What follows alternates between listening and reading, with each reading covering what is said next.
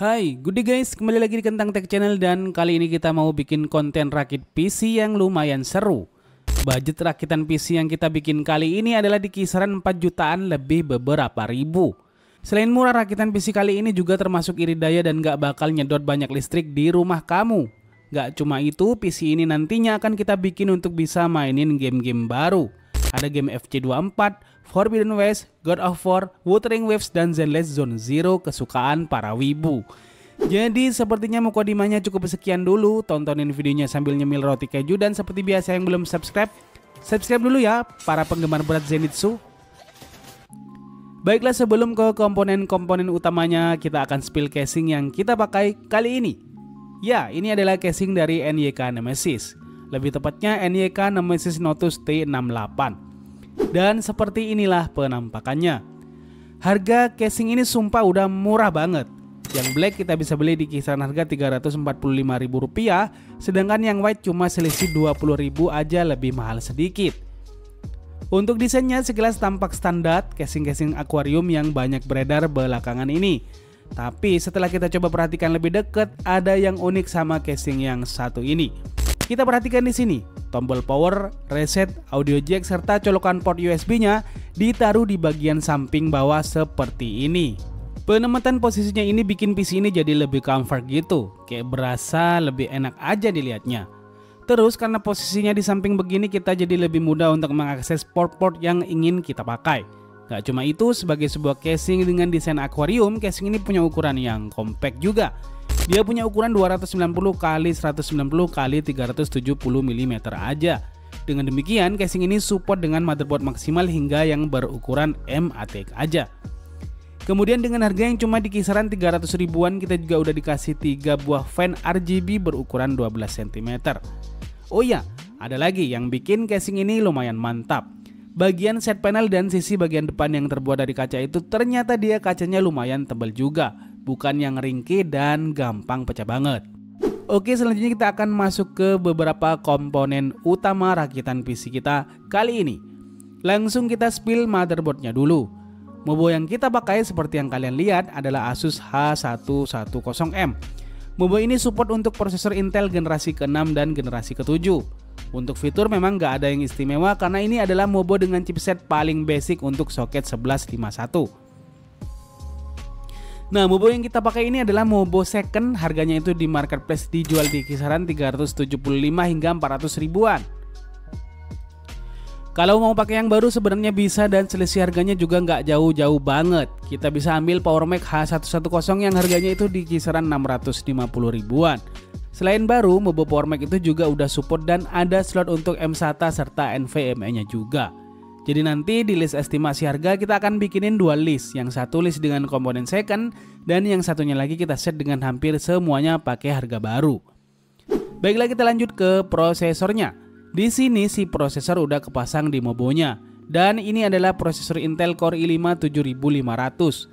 Secara spesifikasi prosesor ini punya 4 core dan 4 thread aja. Base clocknya di 3,4 GHz dan maksimum boostnya adalah 3,8 GHz. Untuk urusan dayanya juga masih termasuk irit daya karena TDP-nya cuma 65 watt aja. Harganya sendiri di marketplace kita bisa dapat prosesor ini di kisaran harga kurang lebih 600 ribuan. Kemudian untuk RAM di sini secara basic kita pakai RAM 8 GB DDR4 dengan speed 266 MHz seperti ini. Harganya sendiri di marketplace ada di kisaran 200 ribuan. Cuma kalau pengen lebih enak dan nyaman lagi, kita bisa pakai 2 keping RAM 8 GB DDR4 sehingga total RAM yang dipakai adalah 16 GB. RAM dengan 16 GB akan lebih bisa membuat PC kita berjalan lebih lancar lagi. Dan pada beberapa games RAM dengan kapasitas lebih tinggi akan mengurangi shuttering. Sekarang kita lanjut ke VGA cardnya. Untuk VGA kita pakai VGA GTX 1650 yang versi DDR6. VGA ini punya spesifikasi dasar 4 GB DDR6 128 bit. Kemudian bandwidth-nya juga udah lumayan banget, yaitu sebesar 192 GB. Jadi untuk mainin game-game kayak FC24, Football Live, Wuthering Waves, dan Zenless Zone Zero harusnya sih masih aman banget. Selain itu konsumsi daya VGA ini juga termasuk sangat bersahabat. TDP-nya sendiri adalah cuma 75 watt dengan recommended PSU adalah cuma di 350 watt aja. Harganya untuk yang bekas rata-rata harga pasaran itu masih di kisaran 1,4 hingga 1,5 jutaan. Kita udah coba cari link di Tokopedia, seller yang VGA-nya udah kejual banyak, harganya itu dikasih di 1,6 jutaan dalam kondisi masih mulus banget. Tapi kalau kalian mau yang baru, harga VGA ini menurut saya masih tergolong worth it. Jadi kita bisa beli VGA GTX 1650 yang DDR6 ini di kisaran harga Rp2.250.000, tergantung mereknya juga. Sekarang kita lanjut ke power supply-nya. Untuk PSU yang kita rekomendasikan adalah PSU Deepcool PF450W atau PSU lain sejenis. Karena PSU 450W sebenarnya udah sangat cukup untuk kita pakein sama rakitan PC kita kali ini. Cuma yang kita pakai di sini adalah Segote BN650. Hehe. Karena kebetulan PSU 450 dan 500W pas video ini kita buat di studio itu lagi kosong dan stoknya belum datang lagi. Jadinya untuk konten kita pakein PSU yang ini aja. Sedangkan untuk urusan harga, PSU yang kita rekomendasikan yaitu Deepcool PF450 itu bisa dibeli di kisaran harga 470 ribuan aja. Sekarang kita lanjut ke storage-nya. Untuk storage, untuk benar-benar bisa ngepres budget, di sini saya pakai SSD 128GB dari Genuine yang harganya ada di kisaran 175 ribuan. Dengan ditambah sebuah harddisk SATA biasa yang besarnya 500GB yang harganya itu cuma sekitar 125 ribuan. Jadi nanti SSD 128GB-nya untuk sistem, sedangkan harddisk SATA 500GB-nya kita pakai untuk install game-gamenya. Kemudian terakhir ini opsional atau terserah kalian mau dipakai atau enggak. Di sini kita tambahin sebuah air cooler berwarna putih yakni Segote T6 White. Ini kita kasih air cooler putih biar PC-nya tambah estetik dan punya tema warna putih. Harganya sendiri kita bisa beli air cooler ini di kisaran harga 230 ribuan aja. So karena semua komponen udah kita spill, mari sekarang kita rakit PC-nya. Ngerakit komponen ke casing dengan ukuran compact begini memang gampang-gampang susah. Tapi buat yang udah terbiasa ini nggak akan jadi masalah kok. Yang sedikit jadi perhatian saya adalah manajemen kabel di bagian belakangnya. Kita harus benar-benar tata supaya nanti tutup casing bagian belakang bisa kita pasang dengan rapat dan sempurna. Lebih enak lagi kalau PSU-nya pakai kabel yang slim yang nggak terlalu banyak kabel-kabelnya. Kita jadi gampang untuk nyelip-nyelipin kabel PSU ke dalam casing bagian belakangnya. Jadi inilah dia penampakan rakitan PC kita kali ini.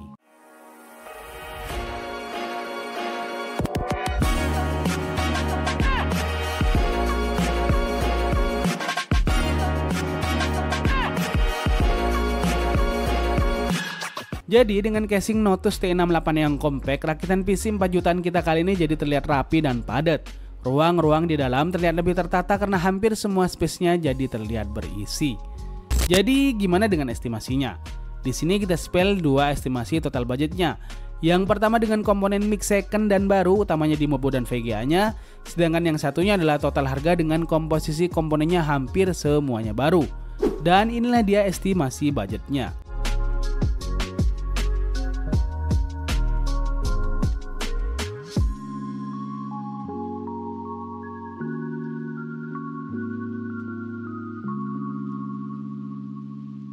Oke, sekarang kita akan langsung ke pengetesannya.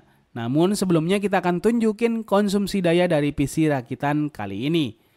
Dalam kondisi idle dan penggunaan ringan seperti ngetik dan browsing, daya yang dipakai PC ini adalah di kisaran 46,1 watt.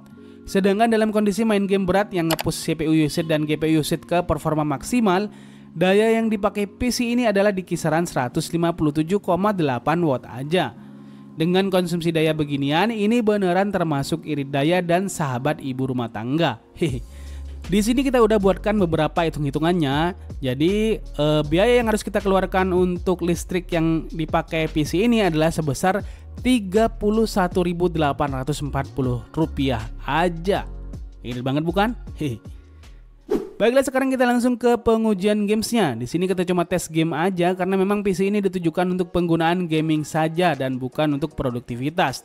Tapi biar begitu dipakai untuk editing standar atau editing video pakai CapCut dan Premiere juga masih bisa kepake banget. Untuk pengetesan gamenya di sini kita tes gamenya dengan setting bervariasi. Hampir keseluruhannya kita tes di resolusi 1080p. Ada 9 games yang kita tes, jadi mari kita lihat bersama hasilnya. Pertama ada game baru yaitu Zenless Zero yang kita mainin dengan setting maksimal. Di sini kita bisa lihat karena gamesnya ini FPS-nya bisa di-unlock, jadi kita bisa dapat FPS yang melimpah banget. FPS yang didapat di sini terlihat game berjalan dengan FPS hingga 100 average FPS. Mantap banget.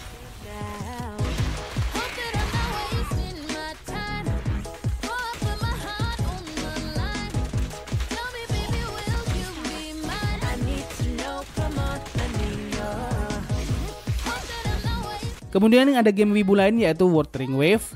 Kita mainin dengan setting maksimal pula dan sayangnya gamenya di sini itu sama dengan Genshin Impact. Genshin Impact maksudnya. FPS saat gameplay itu juga di lock, jadi kita bisa cuma dapat FPS maksimal di 60 FPS aja.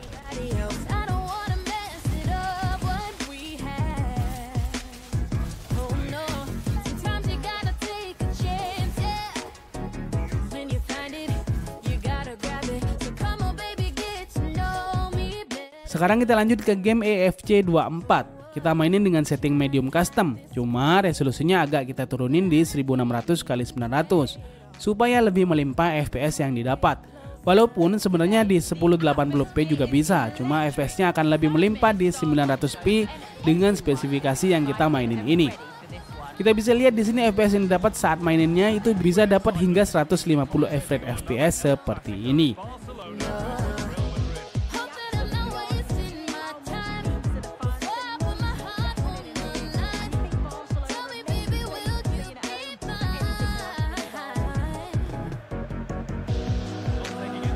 Berikut ada beberapa game lain yang juga kita tes. Ada Forbidden Horizon West, Resident Evil 4, Football Live 24, Valorant, dan lain sebagainya.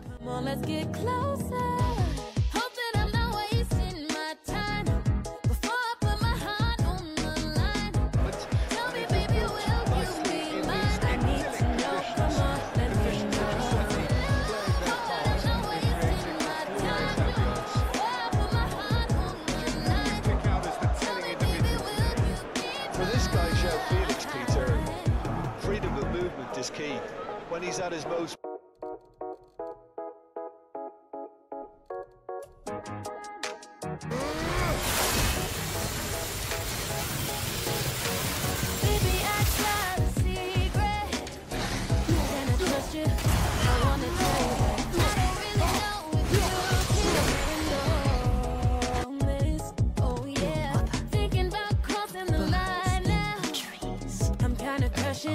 Look at me blushing, boy. How can I get to know you better? Oh yeah, try to hide this feeling, but I can't even play it off no more. I wanna get closer. Come on, let's get closer now. Hope that I'm not wasting my time. Before I put my heart on the line, tell me, baby, will you be mine? I need to know. Come on, let me know. Hope that I'm not wasting my time. Before I put my heart on the line, tell me, baby, will you be mine? We've been friends for forever. You know me better than anybody else. I don't wanna mess it up what we have. Oh no, sometimes you gotta take a chance, yeah. When you find it, you gotta grab it. So come on, baby, get to know me better. Oh, try to hide this feeling, but I can't even play it off no more. I wanna get closer, so come on, get closer. Hope that I'm not wasting my time. Before I put my heart on the line. So dari pengujian gamesnya ini ada beberapa hal yang perlu kita highlight. Untuk performa saat main game-game seperti Zenless Zone Zero, Wuthering Waves, dan juga Valorant, kita bisa mainin semua game dengan setting maksimal dan FPS yang didapat itu melimpah dan smooth banget. Sedangkan untuk mainin game Football Live 24 dan EFC 24, kita mesti turunin settingnya ke medium sedikit kalau mau dapat FPS saat gameplay itu jadi lebih lancar dan smooth banget. Untuk game-game AAA seperti Forbidden Horizon West, seperti yang kita lihat, PC ini masih bisa mainin dengan cukup lancar dengan FPS di kisaran 40 average FPS. Walaupun begitu, kita harus pakai setting low dengan menyalakan opsi DLSS atau FSR Balance untuk bisa dapat FPS yang smooth dan playable. Untuk urusan suhu nggak ada masalah, walaupun VGA yang kita pakai second tapi suhunya masih stabil dan aman banget karena maksimal cuma di 69 derajat Celcius aja. Sedangkan CPU-nya sendiri dalam kondisi full load, dia bisa ketahan di 57 derajat Celcius. So, gimana nih pendapat kalian tentang rakitan PC kita kali ini? Tuliskan pendapat kalian di kolom komentar. Kalian ada yang mau rakit PC dengan budget 4 jutaan, 5 jutaan, 10 jutaan, bahkan 20 jutaan? Kalian bisa WA admin kita yang nomornya sudah kita cantumin di deskripsi video ini. So, sekian video kita kali ini. Terima kasih udah nontonin video ini sampai habis. See you in the next video. Adios dan jangan lupa semangat setiap hari.